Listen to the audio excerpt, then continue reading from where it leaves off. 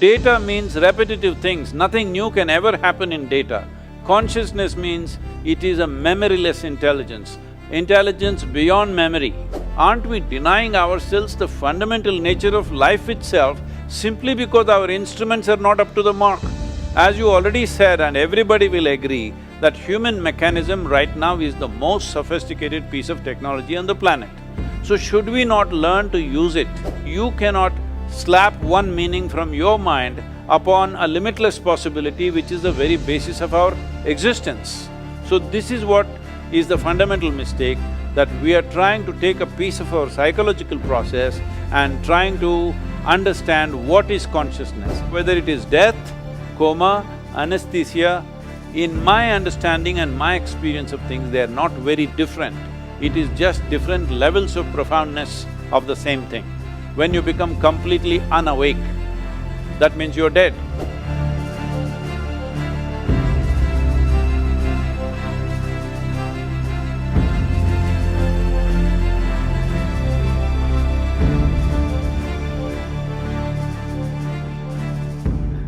Good morning, vanakkam, namaskaram, namaste.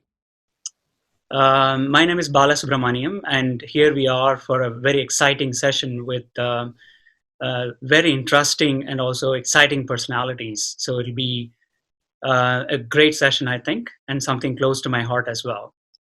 And I want to introduce briefly about myself. I'm a neuroanesthesiologist. I work at Beth Israel Deaconess Medical Center, a Harvard teaching hospital, and I had my initial training in Puducherry, India. I did my MBBS in JIPMA, followed by anesthesiology at the All India Institute of Medical Sciences, New Delhi. Then I spent a year in UK doing critical care medicine. Then I came to Beth Israel Deaconess Medical Center. I trained at the School of Public Health. Currently, I'm also an associate professor of medicine and endo chair at the Harvard Medical School.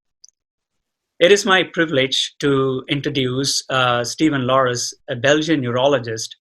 He is recognized worldwide as a leading clinician and researcher in the field of neurology of consciousness. Stephen was born in Leuven, Belgium, and is married to a psychologist. They have 5 beautiful children. While specializing in neurology, he did research in parallel in pharmaceutical pain, working on pain and stroke. He moved on to functional neuroimaging for more than 2 decades now. Stephen has a full MD PhD and is a full professor. He's a founding director of Jiga Consciousness and Coma Science Group at the University of Liège. He holds several international collaborative leadership positions, editorial and reviewing activities, multiple TV shows with CNN, ABC, BBC, radio shows, acted in a movie, TED speaker, and keynote and research lectures, including the ones, notably the Nobel Forum in Stockholm. His books include The Neurology of Consciousness, and notably is The Meditation is Good for Your Brain. And I think he has recently come out with something called No Nonsense Meditation book. It's a bestseller in Netherlands and Belgium.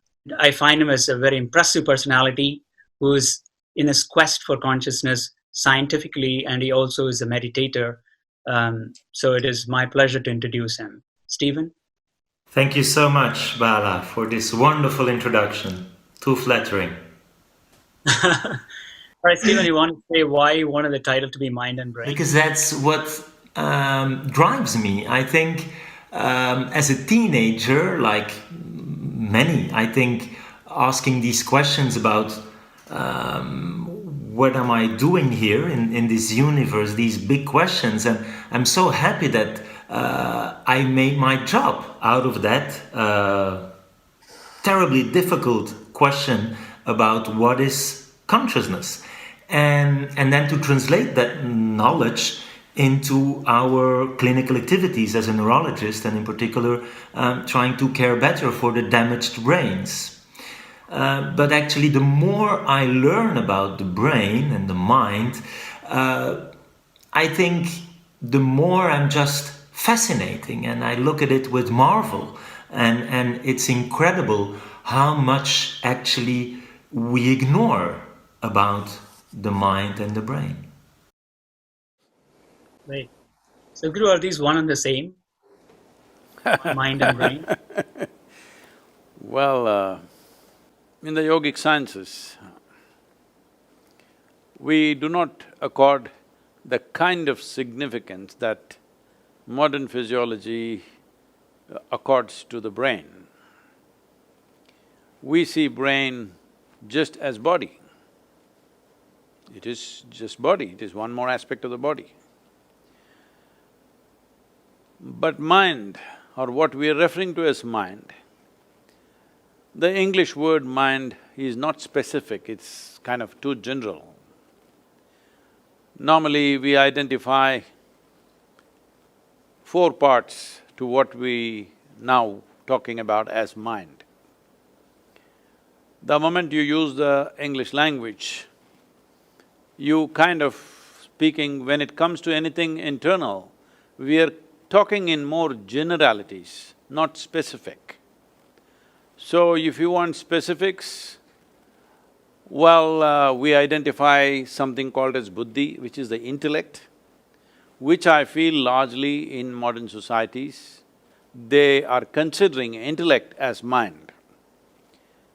Essentially, I'm not saying this with any prejudice because I'm talking in terms of where these things have evolved.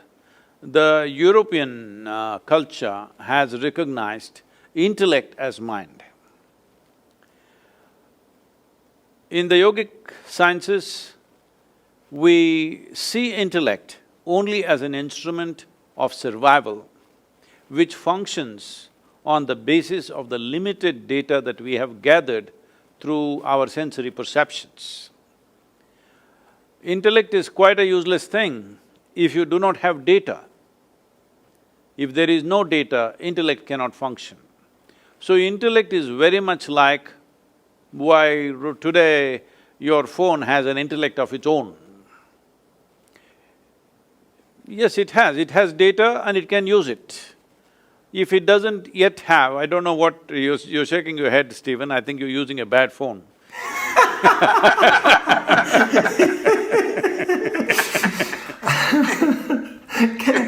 Well, I will…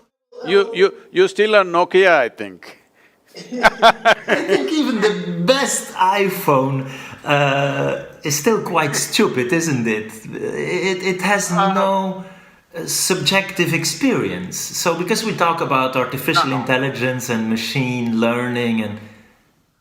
Yes, but I'm talking about intellect. Intellect means it has data, using the data, it will do permutations and combinations, which the phone is beginning to do, maybe not to the same level as a human intellect, but it is beginning to do that activity.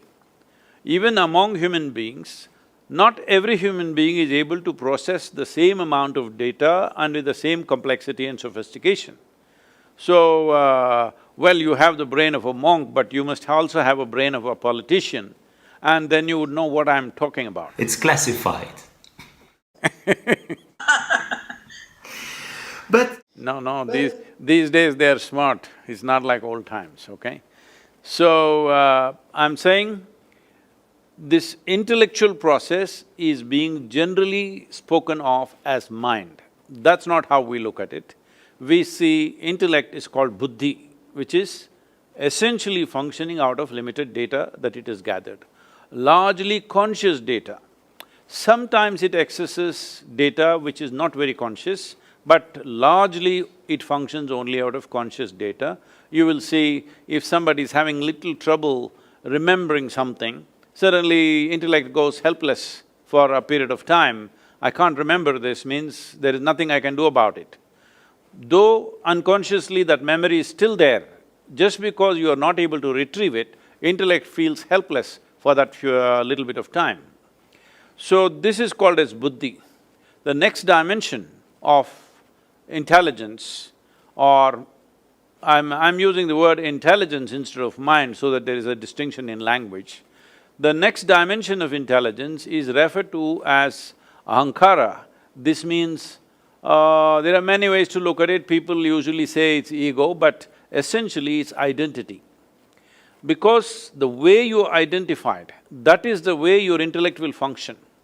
Now if you say, I belong to this nation, your intellect will function just to protect that identity. If you say, I belong to this religion or race or caste or creed or gender, whatever, Accordingly, your intellect functions, because intellect is essentially guided, it is a survival process. If you identify with something, intellect will consciously, constantly go around that, trying to protect that identity. So, in the yogic system, we consider the ahankara or the identity that you take on far more important than the nature of the intellect itself, because intellect is a slave of the identity that you have taken. Once you take a certain identity, intellect will function in a specific way, only towards that. And what is right for you, what is wrong for you, everything is dependent upon how you're identified. So the third dimension of intelligence is called manas, where there are 8 dimensions of memory, starting from elemental memory, atomic memory, evolutionary memory, genetic memory, karmic memory, articulate, inarticulate memories, conscious, unconscious memories, like this, 8 dimensions of memory. Now, how you access this huge silo of memory? Right now, we have a human form only because of the evolutionary memory that's invested within us. If there is no memory, well, if you eat, you may change the human form into something else. Only memory is so strongly instilled in every cell in our body, that is why it doesn't matter what we eat, even if we eat dog food, right now because we are under lockdown, it can happen. Even if we happen to eat dog food, we will not become dogs, we will still remain human simply because of heavily invested memory, evolutionary memory in our system. Similarly, genetics, it doesn't matter, you eat Indian food, you won't become like me, I eat European food, I won't become like you, because there is a genetic memory which clearly is established. Like this, there is karmic memory and other aspects of memory. But how you access this vast amount of memory simply depends upon how you're identified. In which way are you identified? How strong your identity is, accordingly you access this memory. Though this data is there, this data is processed based on your identity. If your identity is very nationalistic, now this data functions in that way, you're willing to live and die for that identity. These days, people are in Europe, they're even identified with their football club, they're willing to live and die for it.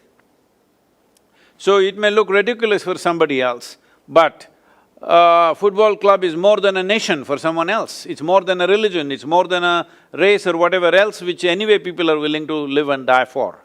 So essentially, the identity, if it is consciously established, then there is a bigger possibility. So in yoga, always we are trying to establish a cosmic identity, because if you establish a limitless identity, your ability to access this vast amount of memory which is there in every cell in our body is greatly enhanced, and that is how a human being suddenly seems like way above what everybody else is functioning. So one human being functions way above that because his ability to access this enormous amount of memory which is recorded the whole evolutionary process on this planet.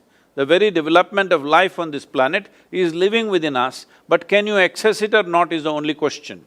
So, a very limitless, at least we cannot see the limits. To that extent you take the identity, you take the identity with the world or with the universe or the cosmos or whatever you think is the biggest thing out here. So, the next dimension of intelligence is called chitta. Chitta means it is an intelligence which is unsullied by memory, there is no memory at all. This is just pure intelligence, this is the basis of creation, that today if we eat a fruit, this becomes a human being within us in a few hours, simply because the fundamental intelligence of the creation itself is functioning within us and it is free of all memory, there is no memory in it. No memory means it is limitless. Memory is a boundary that we have set. Now, this is in my memory means this is my boundary, that is not in my memory means that is not in my boundary. So a dimension of intelligence which is free of memory means it is a limitless possibility. So in the yogic sciences, the mischievous expression of this is, if you access your chitta or this dimension of intelligence which is free of memory, this we say, God will become your slave. Thank you, Sadhguru. You any follow-up? Yeah, thank you for that. You refer to the yogic sciences. And so how, because in science we always want to verify and actually find ways to prove us wrong. So, I'm this hard-nosed scientist and trying to confront everything I think to understand. Hard nose is not a good thing during the COVID time, huh? It's not a good thing to have a hard nose. But so this, way of looking at nature and to make objective observations and then to verify and so to come up with theories of the mind that have explanatory value, that have predictive value. So I'm a bit surprised you call it in that way sciences, in as I maybe understand it's something you have experienced, which is for me as a scientist the next big challenge, to somehow reconnect with a form of spirituality. So how could we know that what you explained is correct, or could it be wrong, or could we find ways to test this? We can. See, right now, is it true that human beings, the moment they get identified with something, it is everything to them? Is that so? Yes, Whether it's nation, religion, race… I follow you for the identity ego part. They just took on an identity. No, not ego, it's just identity. I'm an Indian means I'm willing to live and die for this country, that's how it is. And that's what is expected also if you're part of a nation. So identity determines how a person thinks, feels, everything. Just a piece of cloth just flies like this, people shed tears. It's a flag, a national flag does this, people stand there, grown-up men shed tears. What is there in the cloth? There is nothing, it's just the identity that you have taken on which makes you feel like this. So entire human experience is determined by an identity that one takes. When one sleeps, there is no identity. When dreams, there is identity, but in sleep there is no identity, in death there is no identity. Well, you can always talk about your anesthesia and there is no identity. I'm not the person to talk about that. But I'm saying in conscious experience of life, one's identity is determining everything. Well, does it show up in your blood, does it show up in your chemical analysis? I don't know, that's for you guys to say. But it is a fact that people's way of thinking, feeling, working and how they live is determined by their identity. So is it scientific enough, I'm asking? When the whole world is demonstrating it. So the next thing is memory, the manas. Now, we were talking about many things. Stephen, do you remember how your great-great-great, 10 generations ago, how your great-grandfather looked like? Do you remember? And somehow, yes, I know, I have the nose on my face. Yeah, you've been listening, you're not remembering. Absolutely, and so we kind of understand that a little bit in terms of the genetics and as you say, it all comes down somehow to the language we use, and then it can become very confusing. In terms of your comparison to my brain and my iPhone and the way it deals with data, I think there's something fundamentally different with how I… No, it is a question of lack of complexity and sophistication when it comes to the iPhone. It is not as sophisticated and complex as your intellect. I did not use the word brain, I said your intellect. The difference between the iPhone and the data processing and us having feelings, right? My iPhone is not… No, that's not what I said. I said between your intellect, see this is the problem. Right now, English language is using the word mind in a very general term. Now if you go more specific, in this mind, there is intellect, there is identity, there is a huge volume of memory, and there is a dimension called chitta, Right now, I don't want to call consciousness because the word consciousness needs some cleaning. It's kind of absorbed all kinds of stuff in the, in the medical lexicon. So we will leave that aside. These three together or these four together, you're calling it as mind. But if you look at the intellectual process alone, that and your iPhone are not fundamentally different, but very different in terms of sophistication and complexity. Very, very different, another world altogether. So, I'm very excited about the brain. It's my favorite organ. That one you have on the table or? That one I have up there. Not on the table. Because… No, because that seems to have more grey matter, that's why I asked you. That is maybe true, because this is the brain of a experienced meditator and I'm just an amateur. But these brains are important, of course, right? And there's other organs that I like, but without this one, it's less fun. So also when we talk about organ transplantation, and by the way, are you an organ donor? I told you I gave away my brain long time ago. I also gave away my heart. No, but seriously, it's because you have so many followers. So, we redefine death and we now have brain death criteria, and there's, lives that can be saved thanks to organ donation. So, are you okay to, after death, give your organs? I'm not right now planning to die so soon, so let's see when it comes, huh? By the time I die, at least my brains, I would have used it up fully. Stephen, I thought I will… sorry, go ahead, Stephen. No.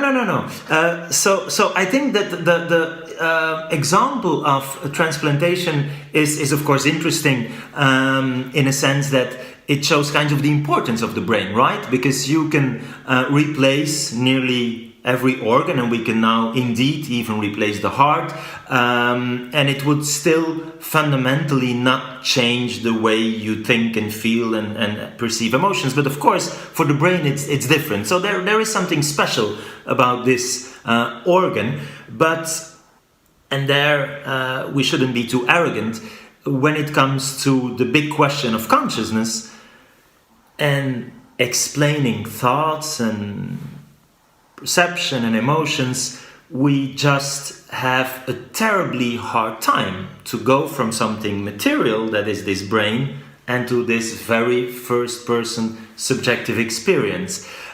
So there, for you, I understand that the brain is not the whole story, right? If I'm correct, and that there's… I generally think through my whole body, really. And that is true. That is why I can do 2 dozen things at the same time and don't feel any stress, because I use every cell in my body. Okay. Because what you're referring to as intelligence, essentially, in most people's experience, I'm not somebody who's propounding this, but in most people's experience, a certain combination of memory and intelligence is what they're calling as mind, isn't it? Yes, it's difficult because we're talking about definitions, but yes. So, tell me, in every cell in your body, there's much more memory than it's there in your brain. And the number of complex functions that every cell in your body is functioning, you can never figure it out in your brain. The amount of chemical reactions that are happening across, not necessarily managed by your brain, it's happening of its own nature. So, when they're able to do so much, there is an intelligence. So in yoga, we don't say mind is here or there. We say there is a mental body. As there is a physical body, there is a mental body. There is a whole scape of memory and intelligence spread across the system. But now I believe, we've always given a lot of significance to this, but I understand now these days doctors are saying there is quite a bit of brain in the stomach. Am I right? Yes. What do they call this, Bala? What do they call that? I heard that… The second brain, some call it, and so indeed we have a lot of these nerve cells in our gut. Yet if I have to choose between losing those or those nerve cells, I think I rather have the brain. And I think again we can transplant your gut and it wouldn't really fundamentally change who and what you are. Transplantation. Sorry? I'm not so sure about the gut transplantation. It's not so widely done. No, of course, but I agree. Brain, there is no transplantation. You anesthetize them. You can change the activity of that autonomous system, and the impact would be very different, right? Than whether you change the activity of those brain cells. So, I think we all agree that the brain is something important, right? And no question about that. There's no question about whether brain is important or not. But brain is important and it's functional only because of the connectivity to the rest of the body with the neurological system. Suppose you cut something in your spine, then the brain cannot function by itself and it's meaningless what it does, only because it's connected. So how yoga sees brain is not as an organ per se, it is part of the neurological system. It's like one big knot where more is happening in one place than the rest of the places. But it doesn't mean it is not happening in the rest of the place. So that's why I said, I think through my body. This is why even if you're doing 24 things at the same time, you don't have any level of stress because it is like, if you're just thinking just here, what it means is, you bought a car with 4 wheels, but you drive it on 1 wheel all the time. Obviously, one will wear out very quickly and there's too much stress. Every time people have to do something, simple things, if they have to decide what clothes to wear, where to go, what to do, they get so stressed on a daily basis because they're using just one dimension of their intelligence, not exercising other dimensions of their intelligence. And that you can train through yoga is… Oh, definitely, yes.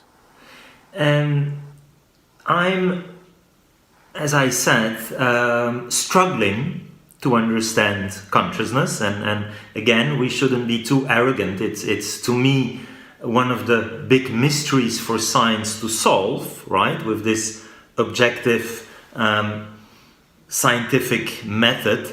Some would even say it's impossible, and we will never be able, with our limited mind, to understand the mind. But I'm naively optimistic. But it is true that,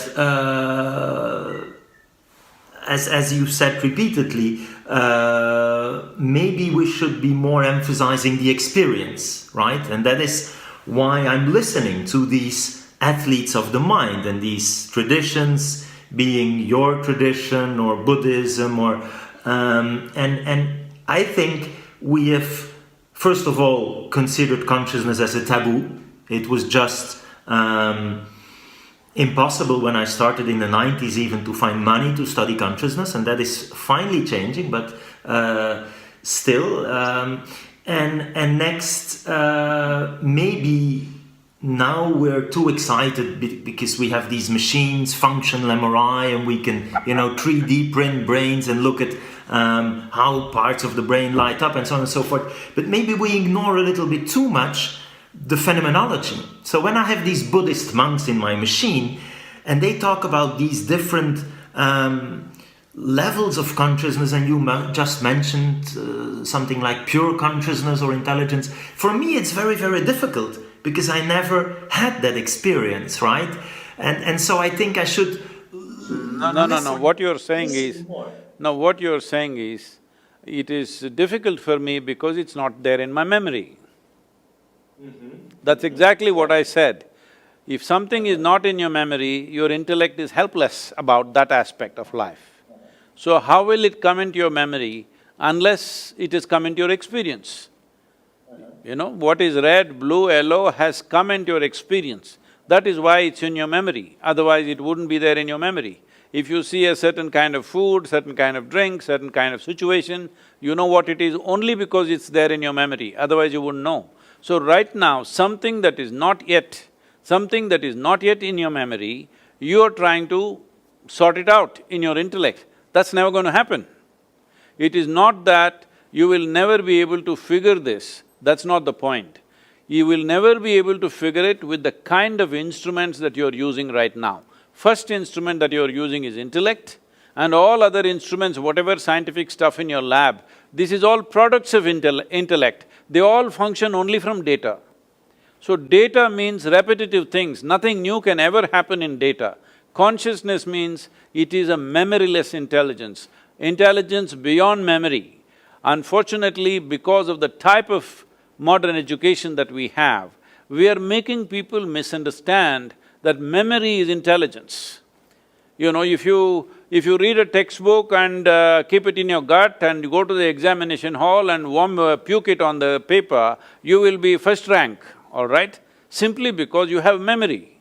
So memory is being misunderstood as intelligence. But intelligence doesn't need memory, intelligence functions of its own accord. Intelligence can generate memory, intelligence can store memory, but it is not the basis of memory which is intelligence. Intelligence is the basis of memory. Memory is not the basis of intelligence. So would you agree that we could try to get the best of both worlds? Where are the two worlds? I am living in only in one, which is the other one? So this… Where are you from? Where are you? Are you talking to me from Mars or something? I'm talking about my lab and the machines and the rational approach, but linking it to the phenomenology, to, as you say, the memory, the experience, and indeed that we maybe have been ignoring it too much, right? See, in your lab, Stephen, in your lab, is there any instrument which is finer than the human mechanism that you are? No. Then why are you using crude instruments instead of using the finest instrument that you have? I'm trying to combine them. Why? Because… so what you're saying is… No, there's nothing no because. The only reason is, we have all gone through an education system which doesn't trust the finest instrument on the planet. So, I wanted to ask this question because I face this a lot, Stephen, especially when I talk to neurologists and my own friends and colleagues. Because they don't experience this, they doubt it. They doubt whether this actually exists, right? The consciousness or the intelligence part that SadhGuru is talking about. The science is all about reproducibility and repeatability, showing that again and again. Well, human beings are repeating themselves for generations. Isn't that good enough? And I'm coming to that straight because they want to see that as a traditional data form, but because we don't have any instruments as of now to say that or show that or given us a PowerPoint presentation, but there are millions of people who are experiencing this and are talking about the same thing. Why don't we trust that in scientific world? Because the first question I face is, oh, there's no data, what you're talking is all nonsense. So again, you are very open to it, that's why I'm asking you this question. Why do we go with this so-called definition of science that, keeps on saying it's not seen outside, I can't demonstrate, but we can put ourselves into that state and experience it. There's a lot of people who are talking about it, so I'm not sure why we don't account for it. And I think you're right, we should listen more to… and I think if we want, as neurologists, you anesthesiologist or the psychiatrist, or so we need to link back to that subjective experience, whatever you call it. Now, I think, and that's what I try to say to combine the best of both worlds and approaches, that if we only go with experience, well, maybe we could be limited or maybe plain wrong. No, not with one person's experience. If it is repeated in 10,000 people, is it good enough? Well, I will be here, the scientist, saying it's not good enough, because maybe 10,000 people, 1 million people, billions of people could somehow have false beliefs, right? It could be. And there were… No, we're not talking about belief, unconnected people. See, for belief you need flock. Unconnected people, you can check 100 people who are not connected with each other. If we put a certain input, if the same thing is happening in all the 100 different people, is that not repeatable proof? Yes. Right now, is there any scientific evidence that you're alive? It's… the definition of life is actually still challenging for us, right? I think it's this, what is matter, how does it organize in life, and then to consciousness is the big questions. So I'm following you in this importance of what these, whatever the number is, people are experiencing, and that we really should be carefully listening to that. And sometimes I feel when talking to people like you who have… Can I say something, Stephen? I'm not saying you should listen to me. It is not necessary to listen to me, because if you listen to me, it's just hearsay.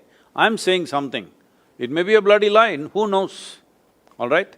I'm not asking you to go by my word. I am just saying, if you do certain thing and those results happen to you, then that is true, isn't it? You don't have to believe what I say. I'm saying all of us, we are here, how are we here? The basic thing is our parents have given us what they have given us and we became that, and now we gather our own thing in our own experiences and make it much more complex. This is how we are living. So, what is the proof of this? Living is a substantial proof, because it's there.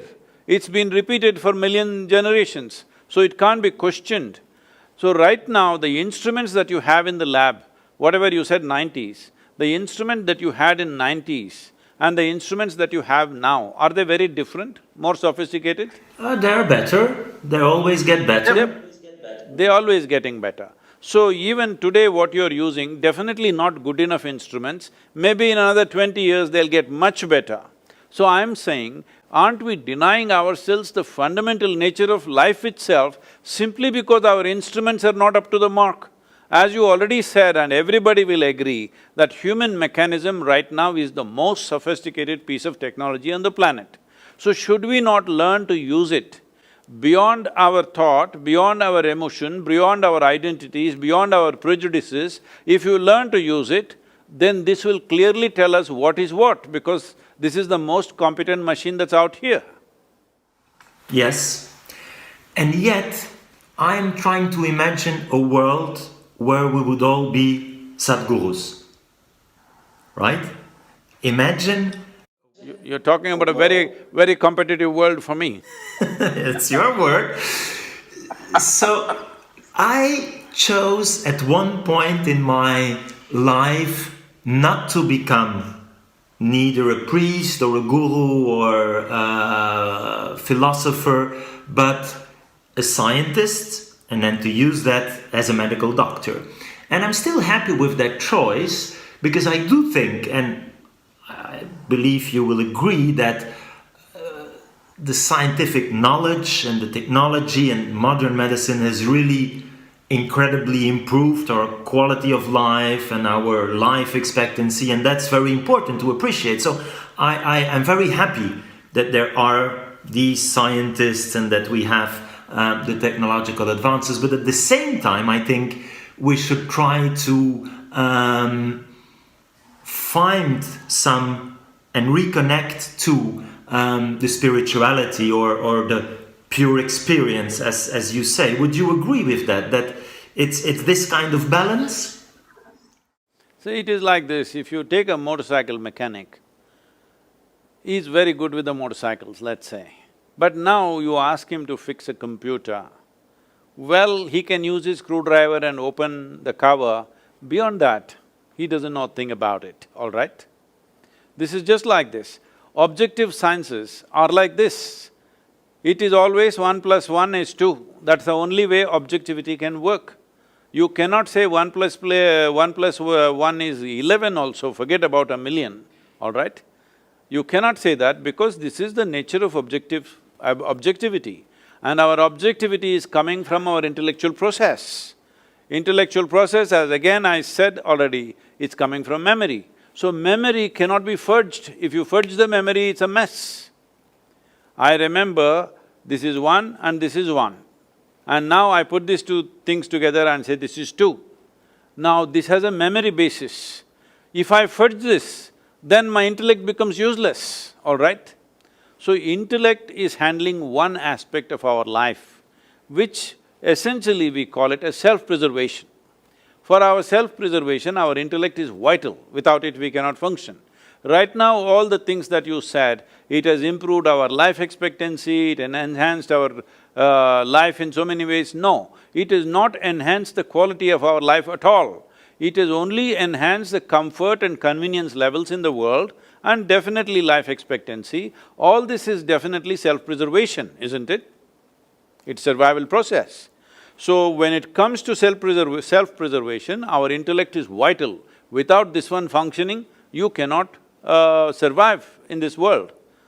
All the five senses are functioning, they are feeding the data into your intellect and from there you're using it. How efficiently you use it will determine how efficiently you survive. So your life expectancy enhanced means your efficiency of survival has increased, that's all it is. So you are more healthy than what people were in the past, I don't think so, but suppose we are, it simply means your survival process is little more efficient. So, leaving the survival process, now you're talking about consciousness. Consciousness means, see the English word consciousness is very loosely used. If you say somebody is in anesthesia, if they come back, you say, oh, he's come back to his consciousness. No, he's conscious because there are no alternate words, we use the same words. Language is a different aspect. Language is also a product of our intellect. So it can only talk in opposites. Without polarities, there is no language. Without polarities, your intellect cannot function. But when you talk about consciousness, you are not talking about two polarities. There is no A consciousness and B consciousness. There is no positive consciousness and negative consciousness, there's just one. So, what doesn't have a polarity cannot be dissected with your intellect. Intellect is a sharp instrument, it can only dissect, it cannot absorb something. See, if you are using your intellect upon something, if you ask any human being, do you want your intellect sharp or blunt? They will say, I want it sharp. Why? Because it's a cutting instrument. If your cutting instrument, if your knife is not sharp, what is the use of such a knife? So now you want to stitch your clothes, but you try to stitch that also with your knife, then all you have is tatters. That is showing almost everybody is wearing tatters around the world today. You see everybody's pants are torn. I don't know, you are… I'm not seeing the whole of you. That's very good. If you are blue denims, it'll be torn. So, you're using your intellect to handle a subjective dimension of life. That's never going to happen. Simply because you're using a telescope to look at the virus, it's not going to work. Okay. So Stephen, while you're here thinking about it, I thought I'll bring in a relevant point because you have remarked in some of your lectures that we made a historical mistake by calling consciousness as a binary term, right? Yes or no. And then with your experiments and also your attempts to recover patients in coma, with the instruments that you've had, now you've recorded at least 4 or 5 distinct states of consciousness, or wakefulness, you want to call that. The SadhGuru is saying consciousness is one. There is no polarity to it. So how do you reconcile these? So again, the term comes back to consciousness term, just call it wakefulness or whatever. You are in all these guideline committees. You're like the president of many of these committees. Can we even change that as just wakefulness and leave it there? Because you're so… Thank you for that question, Bala. We are definitely struggling, and I think we have no definition of consciousness that we all agree upon. What we try to work on are somehow practical measures that, well, you and I as clinicians, when we say the patient is unconscious, what do we mean, what is the language we speak, and we will there reduce this complexity to, first of all, wakefulness, the first dimension, and that's what you see and what we all experience when we fall asleep. When you make them fall asleep during anesthesia, they somehow seem to lose awareness of their environment and then their self. During sleep, there is already this notorious exception when we dream, and I think that's fascinating. And there's lucid dreaming and illustrating the challenge for us as observers saying meaningful things about awareness in another person. And then these patients, as you say, in coma, who can no longer be awakened, and that's simply looked at from the outside as looking at eye-opening. They will never open the eyes even when we stimulate them, and then observing their behavior, which is then reduced to reflexes. But it's true that when you think about it, it's frustrating, and that is exactly why I started this research, because I was not satisfied with how, as a clinician, I could say meaningful things about consciousness, the mind, subjectivity, while the only thing I'm doing at the bedside is making inferences based on some motor activity, and the absence of proof is there not always proof of the absence. So to me, it seemed a historical error that we had this black and white view, that the patients we see with severe brain damage were or conscious or not. And now we see all these more nuanced states, like you can be more or less awake, you can be more or less awake, and we describe these very strange conditions where patients survive, eyes open but completely unaware, that we called vegetative state. We now call them unresponsive wakefulness, and then some of these are minimally conscious, which again is very frustrating because you can't communicate with them, but you know that sometimes they have, very probably, when we look with these brain imaging techniques, functioning brain, and hence a functioning mind that can perceive emotions, including pain. And so I'm trying to be a little bit more precise about what we consider as awareness of the environment, of the self, and how we can link it to brain networks, which is what we try to do with this global neuronal workspace in the front and the back, and trying to capture it by all possible means to help clinicians reduce the uncertainty and have prognostic value. But it's still a tremendous challenge to go from there, and they're still, I think, descriptive, and they have a big practical value, but I am not satisfied in terms of the explanatory power, because they're truly to explain how we're having this wonderful discussion. And I'm thinking that I know for sure some things in my mind now, but how this happens to me is still a big challenge. And as you know, we also listened to patients who had a coma, and we thought they were fully unconscious, but afterwards they tell us they had these wonderful experiences called near-death experiences. Very, very intense, very, very positive, often, but not always, seeing themselves from the outside, this notion of light, and for some this is proof of life after death. I think it's a challenge because death is still a big, big barrier for science to study, but all of that somehow makes me more humble and look at everything with a little bit more of the amazement from, well, despite all my theoretical knowledge, I'm not able to explain this. And will we ever?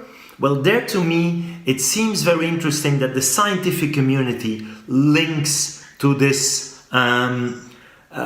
community of what I would call the athletes of the mind, right? And that's also why I myself try to do meditation, so that I maybe can experience this a little bit better. And maybe we can compare it, Bala and SadhGuru, to my initial area of research was sleep and dreaming. And I dream a lot. And then to me it's easier to connect. But my supervisor at the time very rarely remembered his dreams. And so his approach was very different. And so imagine that I would have no dream, never. How could I, even with the best possible theoretical knowledge, understand dreams? It's, I think, important that we have the experience and the memory, as SadhGuru said, to really get to an understanding. Or imagine I would be a scientist looking at color vision, that me myself would only see in black and white. So even the most perfect understanding of color from a theoretical perspective in this colorblind scientist, wouldn't it be different the day I would truly see in color? So that's the kind of frustration I have when talking with big experts who have, I don't know how many 10,000s of hours of meditation, and I know you're a very expert meditation yourself, and I'm just this little athlete, right? Trying to understand what you mean when you're talking about all these different states and nuances. And so you're right, I see consciousness not even less black or white or on this gray scale, but rather all the colors of the rainbow. And it's so multidimensional that it's very difficult for us to collapse it, to reduce it, and to grasp the holiness of the experience. If I can say something, can I? Sure, Sadhguru, please. See, Stephen, as we sit here, this is my body, that is your body, distinctly established. Right now, it is 100% like this. I don't know what you're drinking, I can't see, but whatever you're drinking, what's in the cup is not you. The moment you drink it, after some time it becomes you. This is happening right now. So, though what you think is your body and what I think is my body is just a piece of this planet, right now it is distinctly clear, this is my body, that is your body, 100%. This is my mind and that is your mind, these are my emotions and those are your emotions, these are my experiences, those are your experiences. But there is no such thing as my consciousness and your consciousness. This is a living consciousness. We blew our own bubble. I'm sure you have that little wonderful boy who came on the screen, I'm sure he's blowing soap bubbles at you sometime. So, if you blow a soap bubble, this is my bubble, that's your bubble. Poop, it went. Then there is no such thing as my bubble and your bubble, there is no such thing as my air and your air. Consciousness is just like this. Right now you have blown your bubble, I have blown my bubble. This is me, that is you. But when this goes poop, there is no such thing as my consciousness and your consciousness.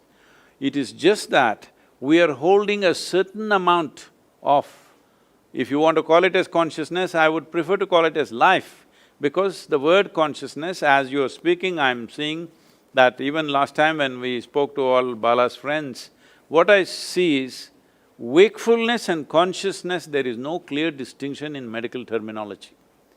See, everything that you do with your anesthesia has nothing to do with consciousness. It has something to do with body and various functions of the body. You're shutting down certain aspects of the bodily functions. One of them is transmission of pain, which is the main interest when somebody is going to surgery. You don't want to stop their heart, you don't want to stop their brain, you would like to see the transmission of pain stops. Whatever is being cut, whatever damage or fixing is happening, whatever parts of the body may be being removed, what is not vital may be being pulled out, all that is happening. Only transmission of pain is not happening. This has got nothing to do with losing consciousness and gaining consciousness, there's no such thing. So we're using the word wakefulness and consciousness in a little different way. And not only that, especially not just in medical terminology, generally in English language, there is no distinction between somebody is unconscious and he became conscious and consciousness as a larger possibility. So, my body, my intelligence, my mind, my memory, your memory, my experiences, your experience, all different. But there is no such thing as my consciousness and your consciousness. It is just that it is only the human creature on this planet who has the neurological capability and sophistication of mechanism that if they allow it, they can access this dimension of consciousness. No other creature is really capable of accessing it. This doesn't mean there is no consciousness in them. Without that, the life process wouldn't happen. There is consciousness even where there is no body, all right? Only thing is, you need a certain sophisticated instrument to access that, which is the human mechanism. This is why we consider being human is a great privilege, because you have access to dimensions beyond your physical boundaries. That is the fundamental significance of being human. So, let us not misunderstand the instrument and what we see. If you take a telescope and see, you saw another galaxy, but the galaxy is not produced by the telescope. The galaxy is there. The telescope only gave you an access. Similarly, your body, your brain, whatever, I don't want to identify different things, from your hair to your toes, everything is body as far as I'm concerned, including your brain. It is just another dimension of the body. So this body, if we keep it in a certain way, if we do not contaminate it with too many ideas, philosophies, identities, if you keep it in a certain level of openness, this will become an access point to what we are referring to as consciousness or the basis of the life that we are, in a way. So somebody can call it consciousness, somebody can call it a being, somebody says this is God. Well, we can use as much vocabulary as you want. Essentially, we are trying to put a meaning on something which cannot be defined, which has no meaning. Meaning is a consequence of human psychological process. Psychological process is a consequence of accumulated memory. So you cannot slap one meaning from your mind upon a limitless possibility which is the very basis of our existence. So this is what is the fundamental mistake, that we are trying to take a piece of our psychological process and trying to understand what is consciousness. Consciousness is not something that you can understand. Understand means there must be a meaning. There is no meaning to it, there is no meaning to the existence. It's just a tremendous phenomena, but you can experience it. You have the necessary instruments to experience it, not the instruments in your lab. You as a person, you have the necessary instrument to experience this. Will you allow it or not, is the only question. As I said in the beginning, it all depends on how you're identified. If your identifications are limited, you have lost the ability to experience it. If your identity is, not identified with anything, you kept yourself loose like that, then there is a possibility of experiencing it. A whole lot of people under drug-induced conditions, they are claiming they experience many things. I'm not questioning that at all, it's very much possible, because one thing that I have seen happening to people under the influence of alcohol or drug is, they've lost their sense of identity. What they think they are usually is not there in them, they've become little boundaryless. Because of that, they might have accessed a certain dimension, but will that make them competent to access it whenever they want? No, 100% not. In fact, they may lose their faculties because they forced it upon, chemically forced something to happen, so that may damage the instrument for good and you may not be able to experience anything beyond a certain point. Can I ask you two questions? Yes, sir. So you mentioned this instrument that permits us to access this, whatever we call it, consciousness, intelligence, but you say it's for humans. So what do you think about animals and how they perceive the world? And then the second question is this terribly challenging one. If you say that somehow, and you make the comparison with the bubble and that there is no such thing as your consciousness, my consciousness, it could be an illusion. So how do we somehow deal with, well, what was there before you were born and what will there be when you're dead? So these two are still burning questions about animals and the before and after this living. See, when it comes to animals, an animal is programmed in such a way that largely its life is fixed around its survival process. Let's say, for any creature for that matter, their stomach is full, their life is settled, they just sit there happily. But that's not the nature of the human being. Stomach is empty, only one problem, stomach is full, 100 problems. This is the nature of the human being. Because survival is not the end game for us. Only when survival is taken care of, what is human kicks in. Till then, we are also just one more creature. When we are absolutely hungry and survival is in question, we are like any other creature. Human beings fight like any other creatures when survival is in question. Only when those things are taken care of, other dimensions of being human become a possibility. So survival is not the end game for us, it is the beginning for us. It is the A of life.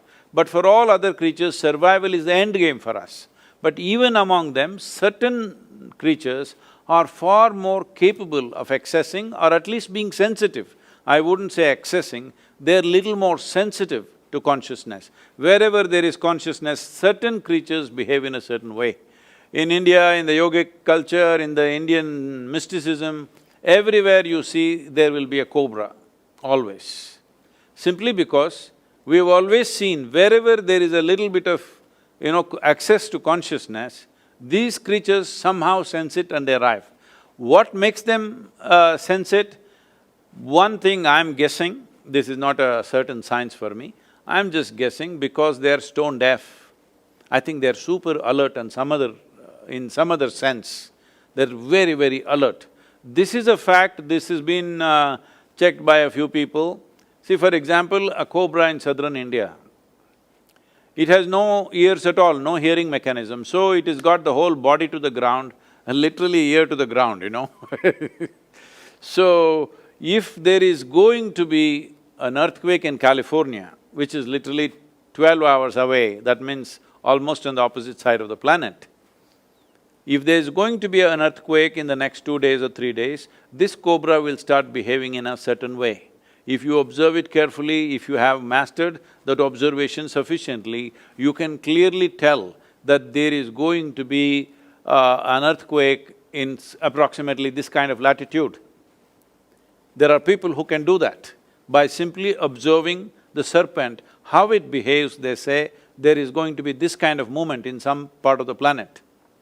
So, because any littlest, even the minutest vibrations in the planet, it is able to sense. So, because of this, it has a certain awareness or rather sensitivity to certain vibrations. Probably when somebody accesses what we are referring to as consciousness, the other vibrations which are normally everybody's throwing out on a day-to-day basis, their physical stuff, their psychological stuff, probably that becomes minimal. Lack of that reverberation is something that a cobra senses. If you become very meditative, well, it won't happen in Belgium because there are no cobras there, but if you are in India, if you become very meditative, you sit in a forest and become meditative, cobras will gather in front of you. They will come and sit there as if they're waiting for you.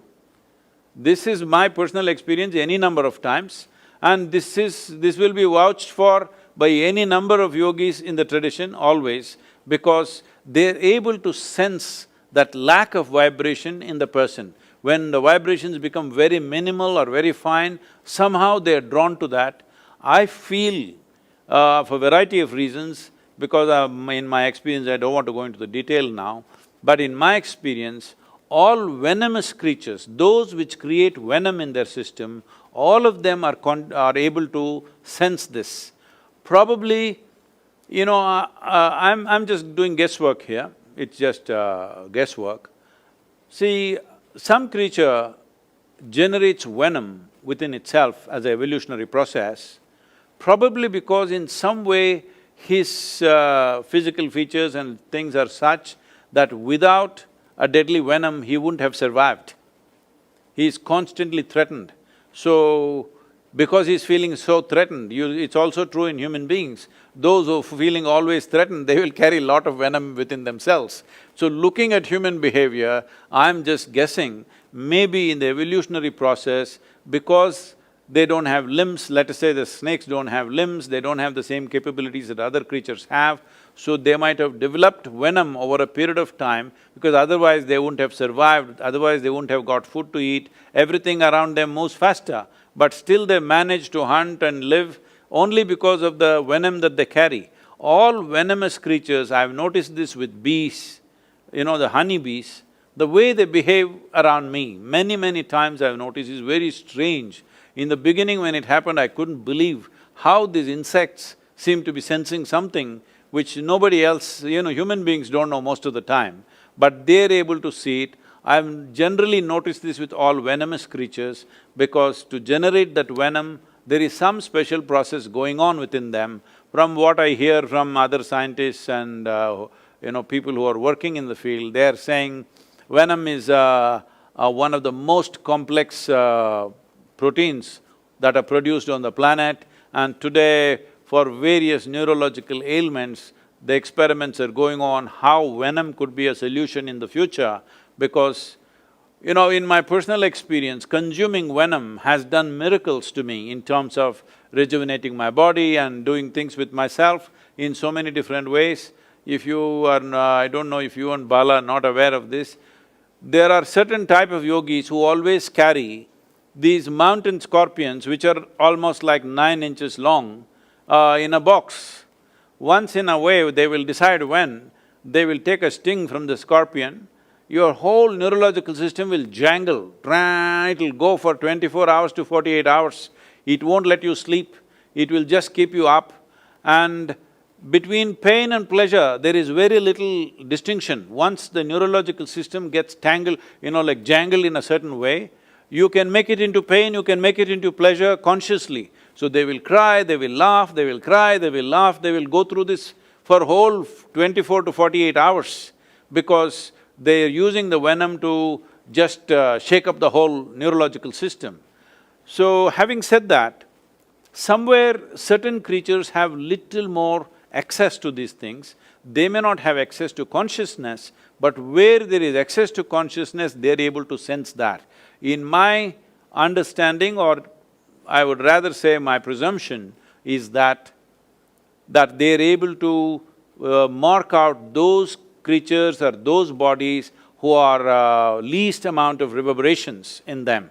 Where there is least amount of reverberation is like a little bit of a vacuum for them, so they are drawn towards that, and at the same time they will not harm that, that kind of reverberation because they feel very passive.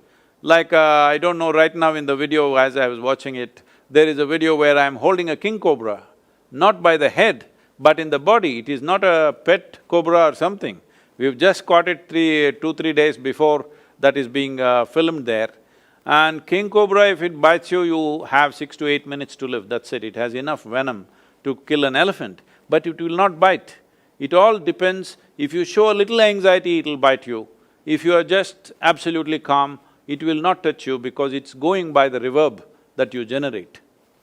So, having said that, this consciousness as a dimension, let's call it a dimension, let's not call it as an experience of wakefulness and sleep, different levels of wakefulness.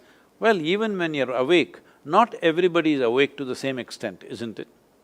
Suppose you're teaching in a university, right?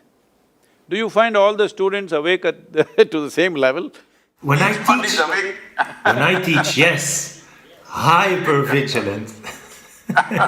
He actually uses that analogy in his lectures. What? He goes to a lecture and he uses that analogy where he picks his participants in a lecture and he analyzes and tells them, you're not this much awake and you're this much awake and alert to then his own So, no two human beings are awake to the same extent. So this whole dimension, if we change the terminology a little bit, probably it will fall into a little better place of understanding, maybe not entirely, but little better. That is, right now when we talk about anesthesia or even coma for that matter, they may be very similar, I don't know medically how you differentiate between the two. Essentially, bodily functions have dropped step by step. In one person, a certain number of functions might have dropped, in another person it might have dropped further. And I would take it further, even what you call as death is just further drop in the bodily functions. So whether it is death, coma, anesthesia, in my understanding and my experience of things, they are not very different. It is just different levels of profoundness of the same thing. When you become completely unawake, that means you're dead. You're little bit awake means you're in coma. You're little more awake means you're under the influence of anesthesia. Little more awake means you just had a drink. In your experience, but you have not yet died. Let's not go into that now. We'll go into it some other day because are you in Brussels? Yes, close to Brussels. Okay, so unless you serve me French fries, I'm not going to talk all those things to you right now. I will offer you French fries and Belgian chocolate. Well, about when you said before being born and after the death process has happened, see, death is a social thing. It is not existentially right to say death, because a certain life, like we were talking about bubbles as an analogy, let's continue that bubble. So right now you've blown that big bubble. This bubble has a material, the soap. Depending upon the soap quality, the tenacity of the bubble and how long it lasts is determined by the type of soap and the quality of soap and whatever. So this soap or this structure for this is what we are traditionally referring to as karma. What karma means is accumulated memory which is giving us a shape and a form. So as long as this karmic memory is there, it will contain this life inside. So right now, let's say you were born as this big bubble, but this time around you really made some efforts and made this into this big bubble, possible. So suppose now, let me not take you as an example, let's say I die, okay? It's easy for me to die So if I die right now, well, I leave the body here because the body is just what we have collected from this planet, it has to go back. It's just a material that you picked up to walk through this planet, to do activity in this planet, but the life that you are is still contained in your karmic bubble. Life itself is not yours. That we are referring to as consciousness or life is not yours, it is always there, but you have captured this much. Depending upon how much life you capture, see, it is not just about the data, it's not about the intelligence. Depending upon how much life you capture, accordingly the significance of your life will be determined by that. When I say significance, you as a life, not socially significant, not significant in the world, that is just a consequence. In certain times, people may recognize that significance, in another time they may not recognize. If you came here 1,000 years ago and you say, I'm a neurologist, they'll just dismiss you, can you wield a sword or not? That's all they would ask you in Brussels, all right? If you cannot, you're out. So I'm saying today in 21st century, you being a neurologist is important because there is a situation, it's a consequence of time. So let's not take that activity as the basis. But the profoundness of your experience is determined by how much life you have captured, how significant you feel when you sit here, not in the context of society, not with reference to somebody else, not comparing myself to somebody and saying I'm bigger than somebody, but when you simply sit here, this is why closing eyes is so important. When you close your eyes, you've shut off the world. When you sit here, what is the significance of your existence? This is determined by how much life you capture. So the entire yogic system or one important dimension of yogic system is to see how I capture more life into this one, so that if I sit here, this is a very significant life. Whether others will understand this significance, whether this significance will find expression in the world or not, these are subject to variety of outside realities. But in your experience, you are phenomenally significant because you captured such an immense possibility of life.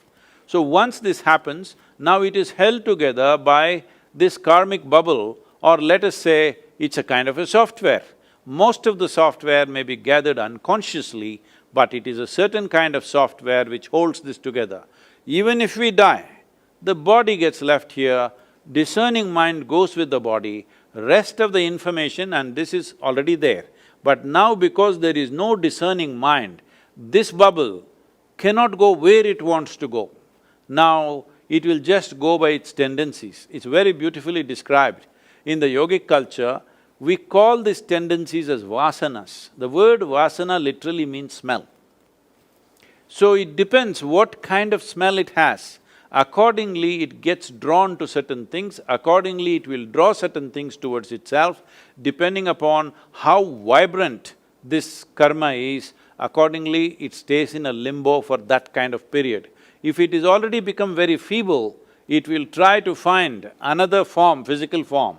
If it is not become feeble, it exists by itself for a certain period of time. When I say period of time, when we are in the body, see right now, for you to know how long we've been sitting here, you don't have to look at your watch. You just ask your lower back, it will tell you how long you've been sitting here. Or you ask your urinary bladder, it'll tell you how long you've been sitting here. So body is keeping time. Time is a concern for us only because we have a physical body. If we did not have a physical body, we can sit here for 10,000 years, there's no problem. So once you don't have a physical body, the time-space experience is not the same, but still the experience of being pleasant or unpleasant is still there. There's a whole dimension to this. I think Bala, you must send Stephen the death book. I just published a book on death, it's been an 8-year work and it's just come out, and I'll ask Bala to send it to you, or we can send it from UK probably. Thank you. Stephen, so couple of questions to SadhGuru, right? So what determines… I hope I have not said something very unscientific that keeps you… Oh, yes you did, oh, yes you did. That was the idea. That's why I'm here. That was the idea. What determines how much life you capture, SadhGuru? One thing is, you must have enough software, that means you must have enough karma. So most of the time, people are trying to avoid karma. When I say avoid karma, people are trying to minimize their imprints in life in so many ways as to what they take in. Suppose, let's say I don't like you, Bala, that's not a fact, I'm just telling you as an example. Suppose I really don't like you, I just can't stand you. So what will I do? I will avoid you. This means what? I'm trying to avoid some nasty impressions that may come upon me if I meet you. Now you're avoiding karmic material. So this is why in yoga we say, somebody comes and says, I don't like this person, then I put those two people in the same department, so that every day they build some karma and learn to transcend that. This is not a social process. There is an internal process to this, that you're taking in imprints, but not reacting to it. Because your experience becomes beautiful or nasty depending upon how you react to it. So first and most fundamental training that you need to go through is, you learn to respond, not react. Reaction is instinctive. Reaction is based on past memory and conclusions that we have made. Response is happening out of your conscious response right now. So you learn to respond, not react. Once you learn to respond and not react, you will take a tremendous amount of material because you have no hesitation about anything for that matter. Once you have so much karmic substance, now you can blow a big bubble. You need good soap to make a big bubble, not air. There's no dearth for air, there's a whole bubble of atmosphere out here. But what you need is a certain tenacious soap which will blow a big bubble for you. Otherwise, if you have no, I don't want to name any brand, some brand came to my mind. If you have a bad soap, only this big bubble will come. If you try to make this, it'll go put. So if you want to blow a big bubble, what is needed is not air, because air is anyway there. At least in the context of who we are, it is a limitless amount of air. It is not really limitless, but still it is limitless from the context of our lungs at least, it's quite limitless. So there is limitless amount of air, there is limitless amount of life and consciousness in the universe, but the question is, do you have the necessary quality soap to blow it big and hold it? So, you don't avoid anything when when something outside of you does not determine the nature of your experience, that is when you're willing to take on everything. When something outside of you makes you either happy or unhappy, you will try to choose only those things which give you pleasant experiences. Those things which give you unpleasant experiences, you will try to shun. So if you really look at in the world, most people, if you look at people's experiences in the world, most people can't stand almost the entire humanity.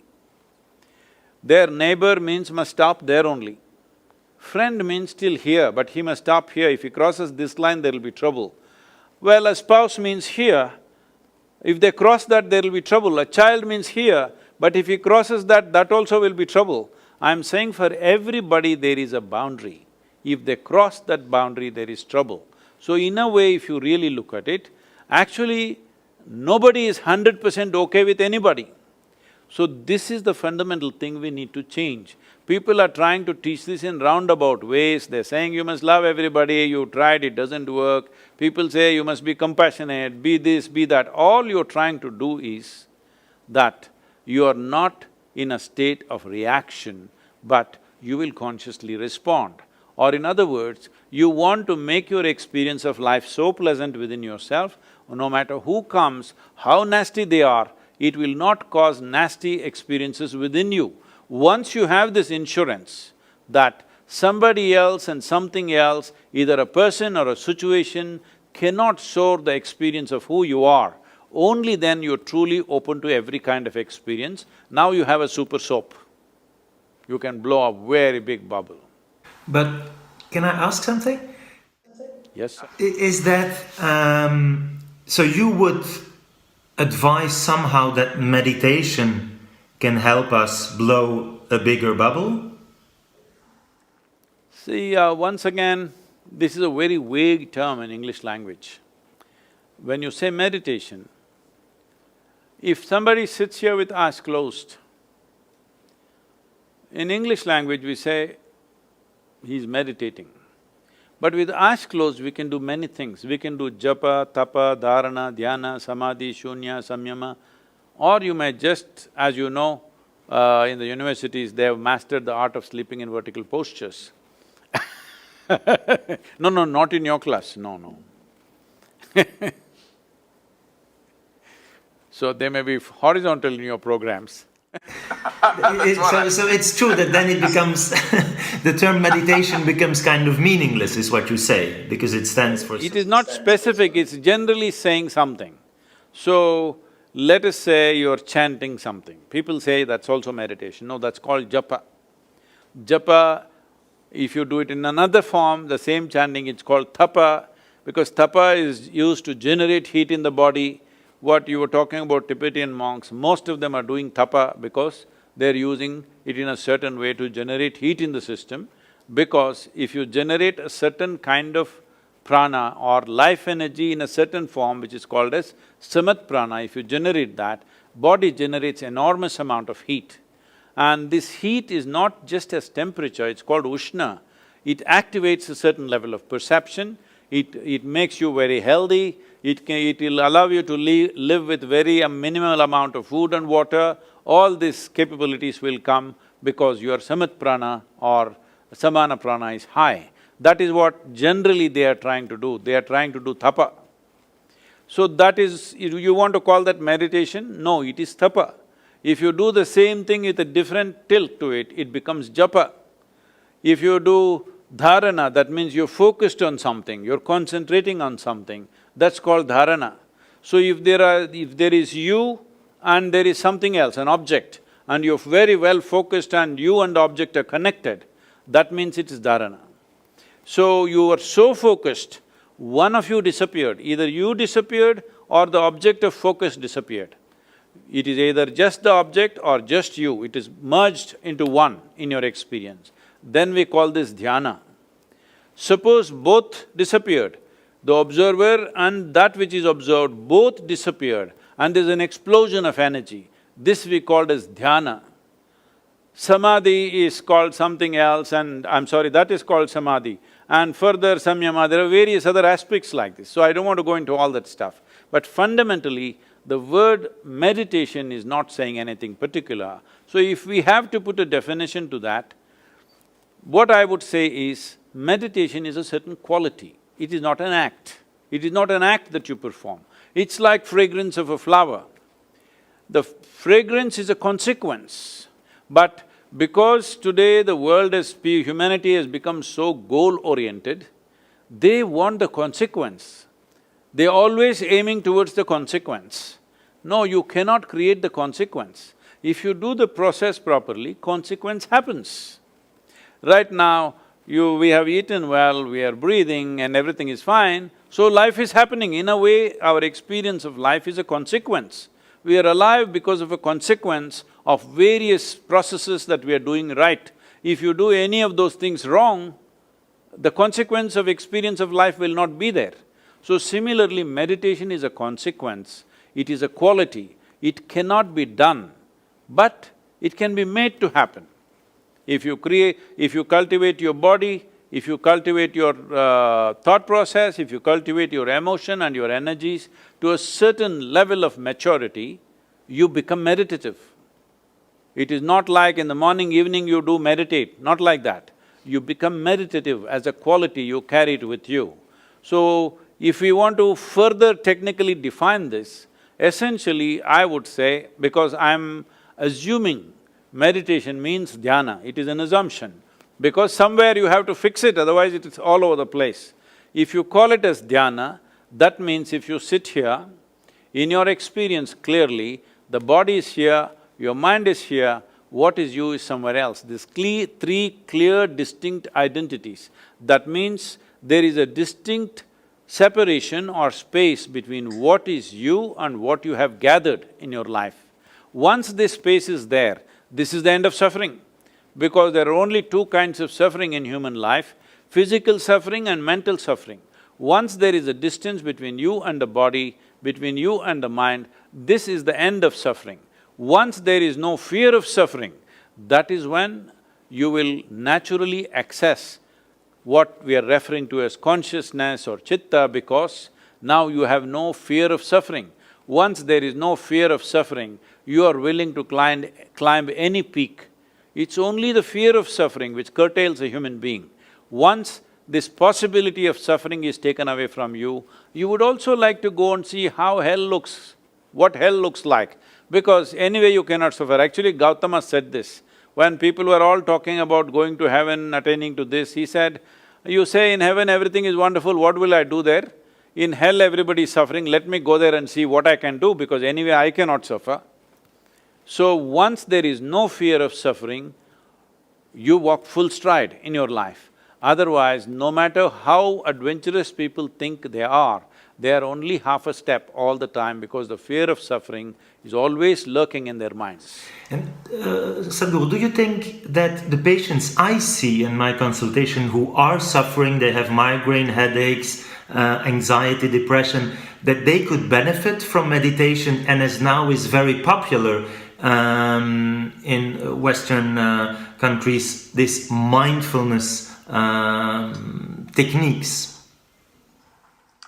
They're already suffering because their minds are too full.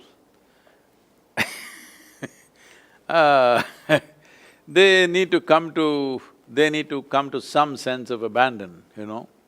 So, each person may be in different level of development, it's not like a general prescription I can make, but becoming meditative, will it help? Absolutely. But can you make them meditative in a clinic? I doubt that, because you can't suddenly make them meditative. Some people may be ready for it and it may happen. But can you make everybody meditative? A doctor can make somebody meditative with just a few instructions? No, because it will need a certain amount of induction. They have all the ingredients for it to happen, but still it doesn't happen because there's no induction. So there needs to be some charge for them to, get into that place. Somebody may be ready for japa, somebody may be ready for tapa, somebody may be ready for dhyana, dharana. This is an evaluation that has to be made for each individual. If suppose I met somebody, they are 20 years of age, I may teach them something. The same person, he practiced for 3-4 years, he was feeling great and then he gave it up for whatever reasons. Now at 40 years of age, he comes Now I will teach him something totally different because he's not the same person anymore. He may think he is the same person, but he is not the same person anymore because everything has changed. His perception, his experiences, his accumulations, everything have changed. So accordingly, one has to do this. This is always been the traditional significance of having a live guru so that he will mix the right cocktail for you, otherwise there's no punch. Thank you. I will go do my yoga. Don't tell me now.